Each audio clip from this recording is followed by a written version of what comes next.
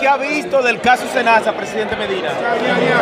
¿Qué le parece, presidente, lo que usted ha visto de este caso? Yo pienso que lo más importante de ese caso es la enseñanza para el pueblo dominicano. La gente que constantemente se quieren validar, hablando de honestidad, de transparencia y de pureza. La población dominicana tiene que seguirlo por lo que hacen, no por el discurso que dicen. Hay que seguirlo por lo que hacen en su vida. Porque el que es honesto, es pulcro, es íntegro, no vive pregonando esos valores. Basta con que se conozca sus pasos por la vida para hacerse una idea de quiénes son. El pueblo dominicano debe aprender a conocer a las personas, no por el discurso, sino por lo que hacen. Y para mí la mayor enseñanza es esa, no seguir a la gente por el discurso coyuntural que levantan ante la población, sino por lo que hacen con su vida privada y cuando llegan a ser vida pública. Ya está bien. En este caso yo, como un espectador, entiendo que el Ministerio Público no tenía necesidad de arribar a criterio de oportunidad para aplicárselo a esa persona. Porque si revisamos la ley del tema del criterio de oportunidad, vemos que las condiciones para que se aplique un criterio de oportunidad, cuando ponga en peligro la integridad de la familia o de la salud pública, es uno de los criterios para no aplicar criterio de oportunidad. Y estos son hechos delictivos que han puesto muy en peligro a la salud pública, a la salud de la población, ¿verdad? Entonces, además, yo me pregunto, si yo tengo tantas pruebas y es un caso tan evidente, tan fácilmente comprobable, ¿por qué yo tengo que coger a uno de los copartícipes del hecho y aplicarle un criterio de oportunidad cuando a mí no me hace falta el testimonio de esa persona para inculpar al principal actor? Me resulta sospechoso que teniendo yo pruebas, que teniendo el Ministerio Público pruebas para condenar suficiente, pues es un caso tan evidente que ahí no hay que... el criterio de oportunidad se aplica únicamente cuando te es imposible conseguir la prueba para condenar a una persona sin la participación de uno de los cómplices que lo delate, que son delaciones premiadas. Yo te voy a premiar con la delación porque sin el testimonio tuyo yo no puedo condenarlo. Ahí es que se aplique el criterio de oportunidad. Oportunamente, para lograr la condena mayor, yo a un cómplice que permitió condenar a la persona le aplico el criterio de oportunidad, pero en este caso no. ¿Y qué diablo dijo que había que buscar? Que es culpar a una persona que es uno de los actores principales de hecho para condenar al otro. Por eso yo cuestiono ese tema de criterio de oportunidad. Y además, eso fue una de las cosas que se quedó en el tintero en la aprobación mostrenca o acelerada a este Código Procesal Penal. Aquí, para aplicar criterio de oportunidad en estos casos, la persona, entiendo yo, que lo menos que debía sufrir prisión, una prisión mínima, y no quedar exculpado y excluido de la acusación, irse para su casa. Y con respecto al tema de la prisión preventiva, la población no puede alarmarse por eso. Lamentablemente, como se ha hecho de la prisión preventiva una norma, la gente cree que la prisión preventiva es el castigo. Y en un caso, la prisión preventiva es necesaria cuando una persona se va a escapar. Mientras más corta se pone la prisión preventiva, es un indicio de que el Ministerio Público tiene la posibilidad rápida de condenar a la persona. Entonces, eso poco importa y además de ello el juez no puede fallar más de lo que le pide el Ministerio Público. Si bien es cierto que la sociedad entra en un punto elevado de indignación con sobrada razón, incluso estamos al frente de que existen verdades que tienden a incomodar. ¿Y por qué? Sencillo y simple. Porque procuran y obligan a profundizar, a ir a la raíz del problema. No verlo, hacerlo un enfoque desde el punto de vista de la sombra, desde el punto de vista de ser un enfoque superficial. Esto lo digo porque cuando se habla de que la República Dominicana ha sido lamentablemente gobernado por un grupo de lacras gubernamentales, acá incluso hemos hablado de las castas que han sitiado el Estado, y cuando hablo de esas castas que han sitiado el Estado, hablo bastante claro. No importa gobierno. Hemos hablado de la partidocracia corrompida que tenemos. Esa partidocracia corrompida le importa un bledo lo que viva o sufra el pueblo. Cuando se comportan incluso bajo lo que es la visión más inhumana, salvaje, bestial, donde no hay empatía, donde el lucro desmedido, como su palabra lo dice, no conoce límites. Y para ellos, de igual manera, no tiene fecha de caducidad. La visión más corrompida que puede tener la clase politiquera se pone de manifiesto con el caso Senasa.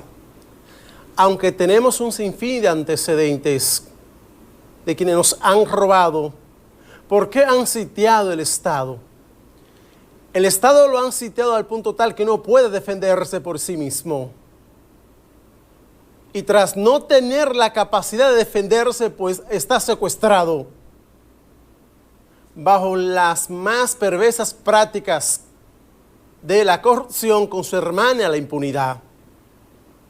¿Quién viene pagando las consecuencias? Aquellos que tienen menos, pero que se les saca más.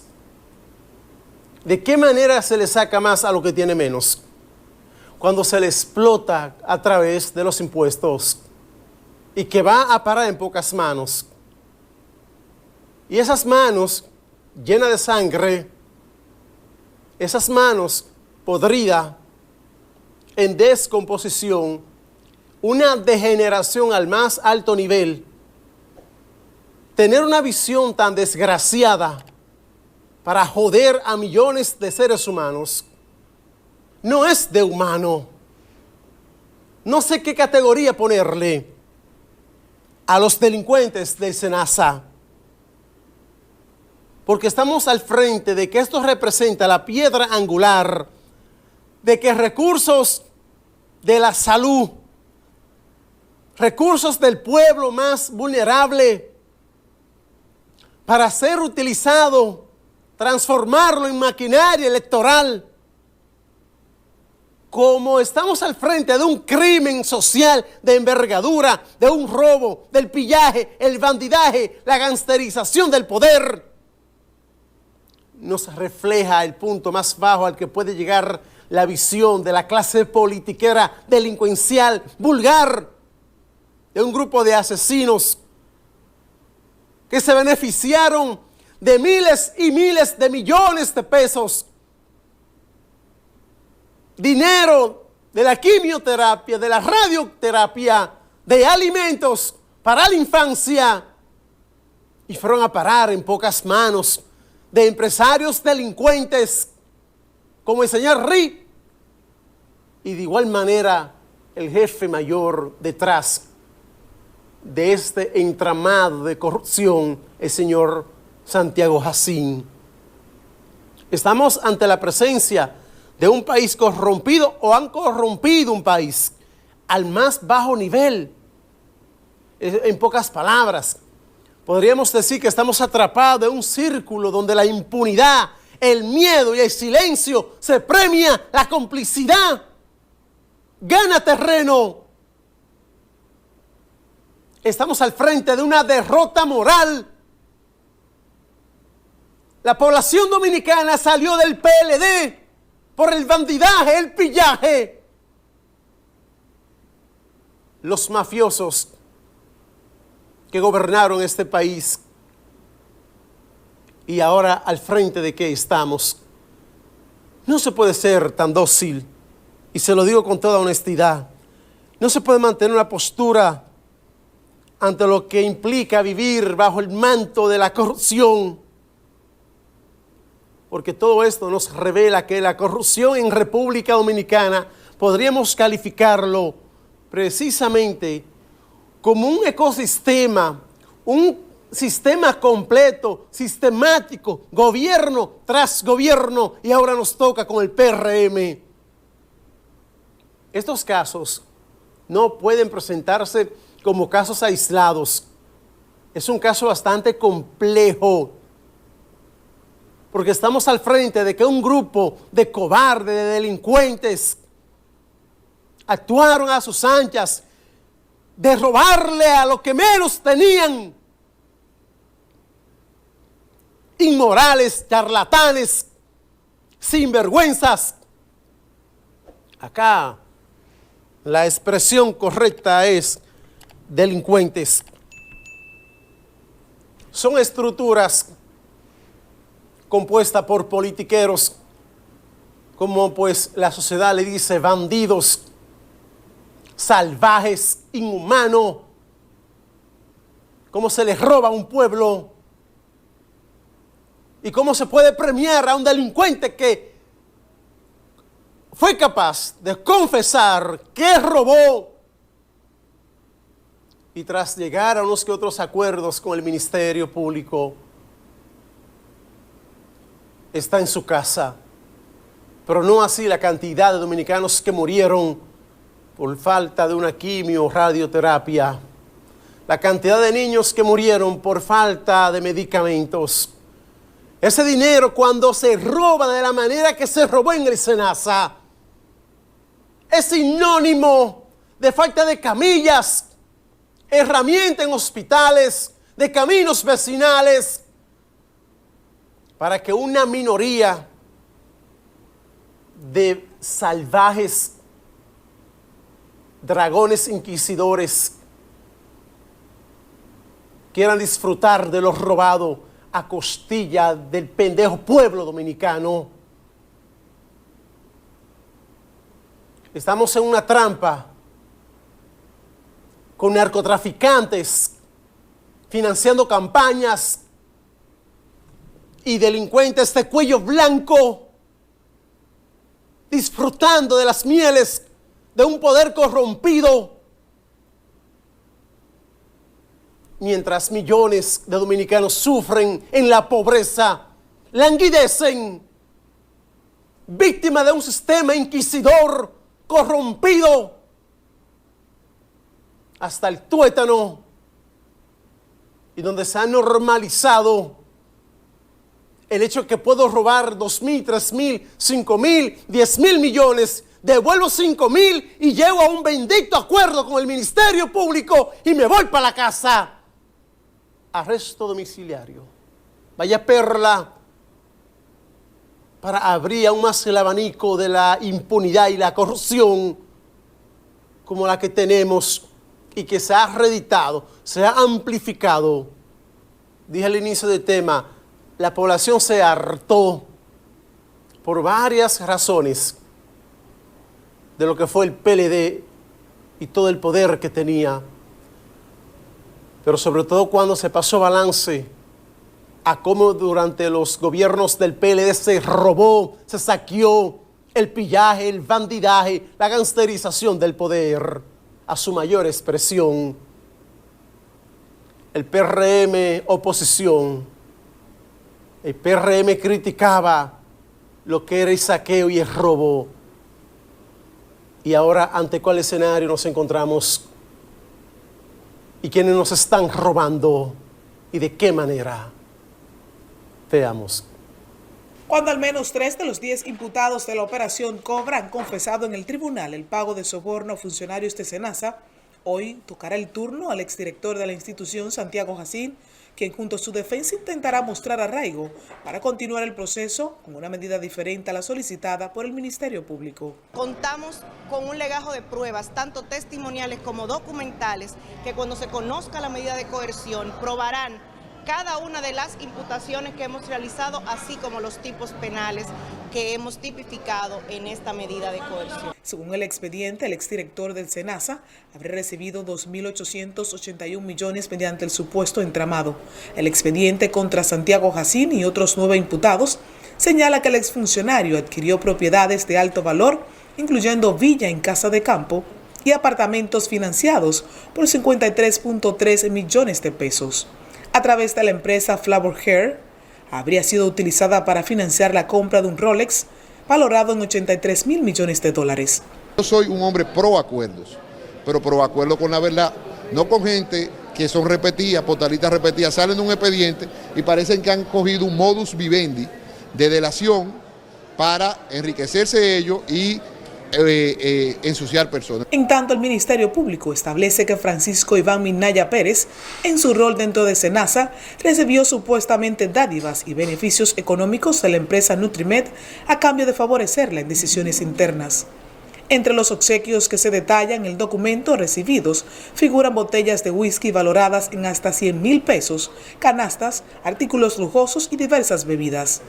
Durante la audiencia, el Ministerio Público presentó un extenso expediente con más de 138 documentos, pruebas testimoniales y periciales que sustentan la acusación de una estructura de corrupción que habría desviado fondos públicos mediante sobornos, falsificación de documentos, lavado de activos y otros delitos vinculados a la administración de SENASA. Firnalicy García les informó. Aclaro a propósito de ese trabajo preparado por Firnalicy, pues fue antes a que se conociera la medida de coerción a los delincuentes, ladrones del SENASA. Cuando dije al inicio del tema cómo se ha configurado o cómo han configurado las castas que nos han gobernado, cómo de igual manera se ha patrocinado, se ha legitimado, se ha apoyado lo que es la visión más perversa, delincuencial. Hablo precisamente una vez más de la degeneración, la descomposición de esta clase politiquera vulgar que tenemos. Son delincuentes, son ladrones. Y esos ladrones robaron. El peor acá escenario es robaron salud a los pobres. A los pobres les robaron la salud, robaron quimioterapia, radioterapia, robaron medicinas, robaron alimentos para la niñez. Una maldita estructura delincuencial. Esto es demoledor. Esto no puede quedarse en una simple protesta. En cualquier país mínimamente civilizado, estuvieran volando cabezas. Coño, porque no se trata de cualquier cosa lo que pasó en el SENASA.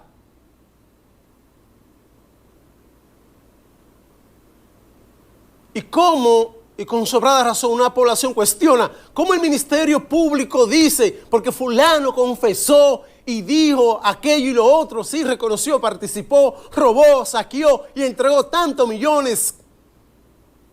Y por lo tanto, como él seguirá colaborando, a ese le va a variar la medida para que esté en su casa, comiendo tranquilo, bajo aire, viendo su televisión. Y la cantidad de dominicanos que hoy en diciembre están sin vida por lo que se robó desde SENASA. Estamos ante la peor trampa. Y el escenario no acaba ahora. Y aquellos delincuentes malditos que asuman las consecuencias de lo que viene, y se lo digo con toda responsabilidad. Veamos. En este caso yo, como un espectador, entiendo que el Ministerio Público no tenía necesidad de arribar a criterio de oportunidad para aplicárselo a esa persona. Porque si revisamos la ley del tema del criterio de oportunidad, vemos que las condiciones para que se aplique un criterio de oportunidad, cuando ponga en peligro la integridad de la familia o de la salud pública, es uno de los criterios para no aplicar criterio de oportunidad. Y estos son hechos delictivos que han puesto muy en peligro a la salud pública, a la salud de la población, ¿verdad?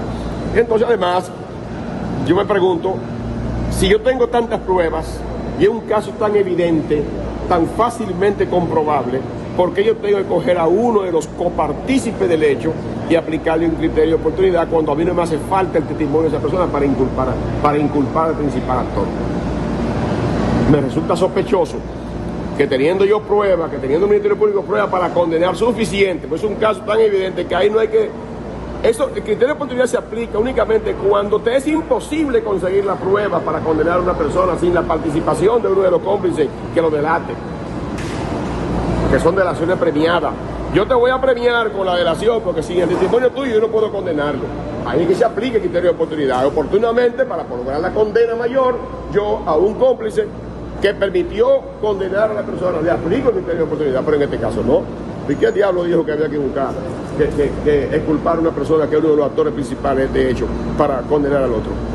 Por eso yo cuestiono ese tema del criterio de oportunidad. Y además, eso fue una de las cosas que se quedó en el tintero en la aprobación mostrenca o acelerada a este Código Procesal Penal.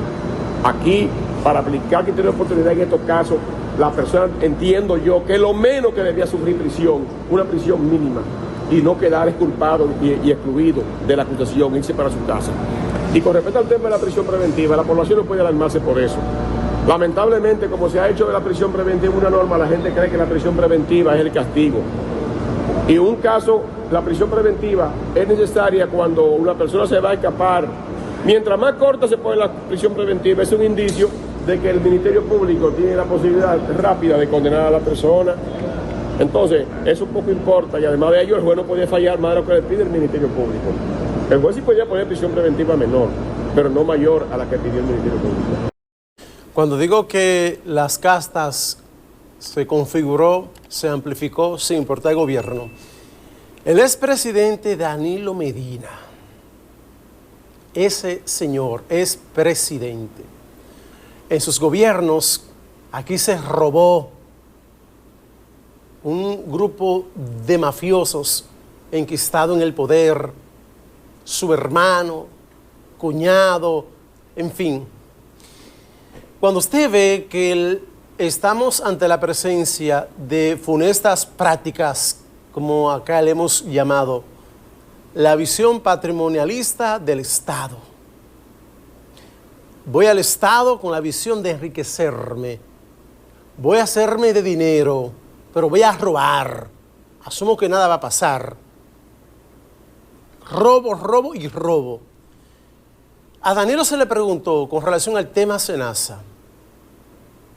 Y escuchen la respuesta, la brillante respuesta de este personaje de la politiquería más asqueante, asquerosa, de ese proceso del bandidaje, como digo, de la gangsterización del poder.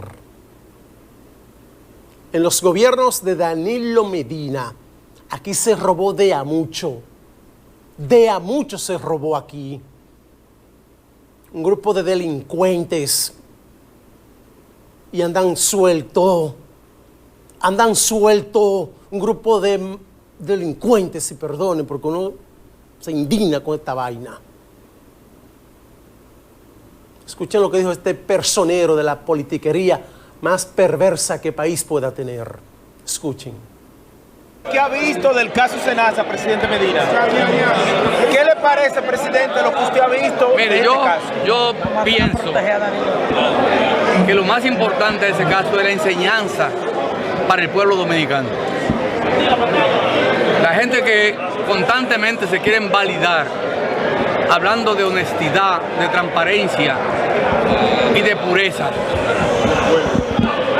La población dominicana tiene que seguirlo por lo que hacen, no por el discurso que dicen. Hay que seguirlo por lo que hacen en su vida, porque el que es honesto, es pulcro, es íntegro, no vive pregonando esos valores. Basta con que se conozca sus pasos por la vida para hacerse una idea de quiénes son. El pueblo dominicano debe aprender a conocer a las personas, no por el discurso, sino por lo que hacen. Y para mí la mayor enseñanza es esa, no seguir a la gente por el discurso coyuntural que levantan ante la población, sino por lo que hacen con su vida privada y cuando llegan a hacer vida pública. Ya está bien.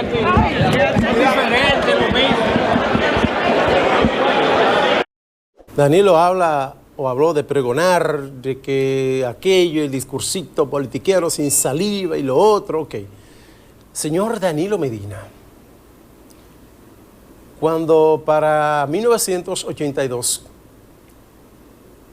el líder de su partido, a quien ustedes dicen seguir en teorías, vamos a las prácticas, precisamente Danilo Medina, existe un divorcio, una distancia acá abismal. Juan Bosch, fundador del PLD, cuando Bosch funda el PLD en 1973, en diciembre, precisamente estamos en ese proceso de aniversario de la fundación del PLD, Bosch dijo en un acto de constitución de dicho partido que ese partido nació para concluir la obra inconclusa de Juan Pablo Duarte. Palabras de Bosch, 1973. Luego, para 1982, Danilo Medina y demás peledeístas, Bosch dijo, no habrá un solo peledeísta que se haga rico con el dinero del pueblo. No habrá un solo peledeísta que le esconda un hecho deshonesto a su pueblo. Y no habrá un solo peledeísta que utilice el poder para avasallar a su pueblo. Lo que Bosch dijo para 1982, ustedes, a partir de 96, lo tiraron, lo lanzaron a la letrina, al zafacón, al inframundo. Llegaron a robar. En tu gobierno, Danilo Medina se robó y de a mucho. No un chin, de a mucho. Se robó Danilo Medina en tu gobierno. Inmoral. Te lo digo claro, conciso y preciso. En tu gobierno se robó de a mucho Danilo Medina. Por eso hablo de la configuración de las castas, sin importar el gobierno. Maestro, por favor, la imagen. Miren ese personaje, ese delincuente, Alexis. Ahí está Danilo y su hermano, Alexis Medina, un delincuente sentenciado a 7 años por ladrón, así se lo digo, por ladrón, ese que está ahí, Alexis Medina, por ladrón. Maestro, la siguiente, por favor. Oh, pero ¿quién está ahí? Masi Montilla, cuñado del expresidente Medina. Este verdugo, este delincuentazo devolvió más de 2.000 millones, caso Antipulpo, devolvió más de 2.000 millones robado. Y ya está en su casa tranquilo, ¿verdad? Vamos a pensar que está tranquilo. Después de lo que se robó Danilo Medina, tu cuñado, en tu execrable gobierno que tú encabezaste de delincuentes. Y ahí está tu cuñado, Masi Montilla, Danilo Medina. Yo dije al inicio del tema, a propósito de la foto de ese delincuente que ustedes están viendo ahí, que el silencio no puede ser norma aquí. El silencio no puede ser la norma. No se puede tener miedo. Decir la verdad, aunque incomode, para ir a la raíz del problema, para conocer del mismo, desenmascarar a los farsantes, truanes, charlatanes, delincuentes, inmorales. Pues estamos hastiados, harto y cansados de gente como tú, Danilo Medina, tu grupo de delincuentes, como se ha cansado la gente de los delincuentes del PRM. Vaya perla la que tenemos, delincuentes pasados, delincuentes presentes. Veamos. Lamentablemente parece que el mensaje es roben, pero roben mucho y acuerden y hablen primero. Lamentablemente lo que se ha hecho es un atentado, vuelvo y reitero, contra la salud de los dominicanos y nadie debe sentirse por encima de la ley y no deben haber privilegios para ninguno de los imputados. Y reitero el llamado de que esperamos que todos los que son estén y que estén todos los que son. Esto no es un fraude que hicieron 10 personas, ahí falta mucha gente. Ya se ha dicho incluso que farmacias, doctores, suplidores, todo el que esté involucrado debe rendir cuentas ante la ley. Y hacer acuerdos por dinero, por devolución de dinero y la vida de esos seres humanos, ¿quién se la va a retornar? Entonces creo que el Ministerio Público debe ser, salvando, ¿verdad?, el debido proceso, debe ser más cauteloso en ese sentido. La población, como vimos ayer, debe estar atenta y qué bueno que hubo un grupo de ciudadanos allí, ¿verdad?, en vigilancia, en vigilia constante para que se hiciera lo que se hizo, pero nosotros esperamos que el Ministerio Público mantenga la consistencia y que al final hayan sanciones reales y que la sentencia final llegue a donde nosotros entendemos que debe llegar para que se resalza de una forma u otra, como he dicho, las víctimas que fallecieron a causa de ese fraude del SENASA. Eso es parte de la democracia, la Constitución se lo permite, sin embargo yo no veo razón, yo creo que hay un exceso, creo que no se está interpretando bien el mensaje. pero esa es su decisión. Pero que usted no ve razón para que el legislador, ¿y un exceso en qué? Bueno, porque creo que la decisión del tribunal es atinada, creo que fue una buena decisión. Sí, pero debieron esperar los resultados primero, eso es presión para la justicia también. La justicia hay que dejarla que actúe, a la justicia hay que dejarla que actúe. Y todos estamos consternados por este caso abusivo. Porque si toda la población ha dicho, y ayer lo vimos con pacientes que estuvieron presentes en las manifestaciones, con condiciones de 1, 2 y 3 años solicitando servicios que no han podido resolverse, eso te dice a ti que el Ministerio Público debió pedir prisión para todos los implicados que pasaran la Navidad en La Chirola. Quiero agradecerle a cada uno de ustedes por el apoyo brindado, por la forma en la cual han confiado, cómo se han suscrito a nuestro canal de YouTube. Estamos, como le digo, infinitamente agradecidos. Pues la invitación es a que se sigan suscribiendo. Comenten lo que ustedes consideren, claro, con respeto. Pueden comentar, compartir con amigos, familiares. Es una forma de que nuestro canal siga creciendo. Y gracias a Dios, al trabajo, a nuestro equipo, a ustedes, materia prima de este canal de YouTube, estamos creciendo y estamos más que agradecidos de esta familia que cada día crece. Así, míralo ahí, usted se va a suscribir. Miguel Beato se suscribe, dele me gusta, puede comentar, pues comparta, le digo, con sus amigos, allegados, familiares, nuestro contenido. Así que gracias porque se han suscrito, y aquellos que no lo han hecho, háganlo. Apoyen nuestro canal y les estaremos infinitamente agradecidos.